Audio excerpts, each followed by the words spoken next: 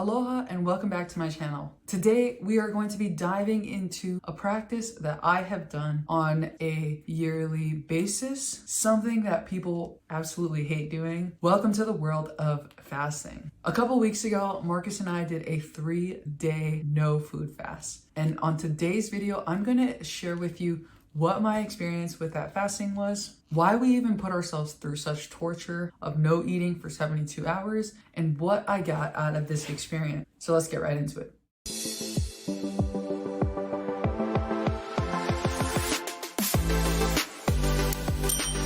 Aloha, if you're new to this channel, my name is Stacey Johnson. I'm a real estate investor now located in Utah, where I went from negative $30,000 on my first flip to over $200,000 in the first year of real estate investing full time.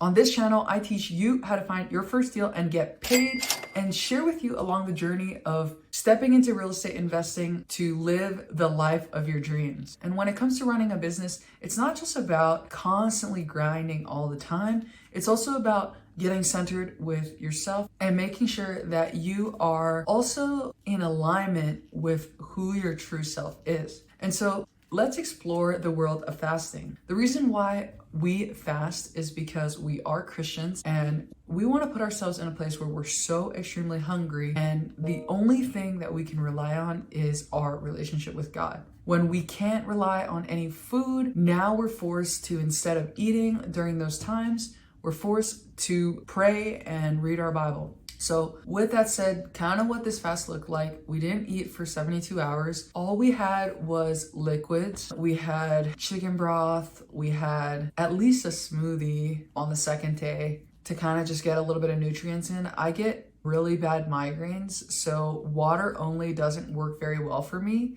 Eventually I want to work up to that point, but we've been fasting for 2 years now, and for me, I need a little bit of that salt and those electrolytes, so I did have some chicken broth throughout the 3 days. Now, for the rest of this video, I'm really just going to tell you about our experience and what we learned. So like I said, typically we're going to go on a fast because we're trying to get into alignment with God. And for this year specifically, this is a new market that we're embarking in real estate. And so we wanted to make sure that we knew what direction to go to based off of where God was calling us to go. And so a fast was the perfect way to really just align ourselves with where God is calling us. The first day was really not that bad, especially when you're like working a lot. 24 hours can go by pretty quickly. But once you start hitting that 24-hour point, now you're starting to get a little bit hungry. But obviously you go back to sleep. So we ended up going to sleep, and the next day is when it started to get brutal. Guys, I was a walking,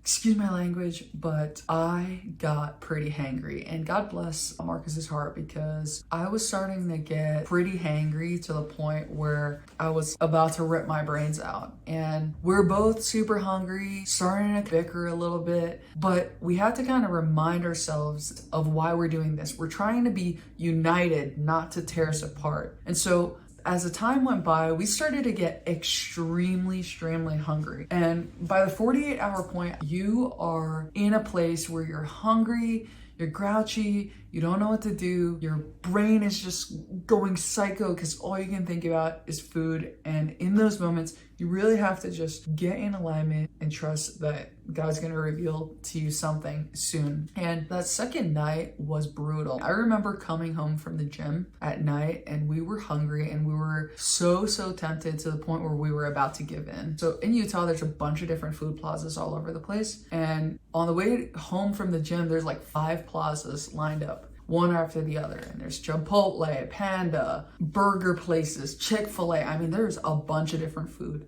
in this spot. And so we drive through the first one, and we're asking ourselves, like, did we get what we needed from God? And the truth is that we didn't get what we needed yet, but we were so hungry that we were willing to make an excuse that we got what we needed. And so we're driving to that first plaza, and we're like, you know what? Screw it. Let's just go get this food and be done with it. We were making all these excuses. We already fasted fried foods and sweets for the last month. I'm pretty sure God will be fine. And I remember driving through that first plaza and being, man, I just want to eat.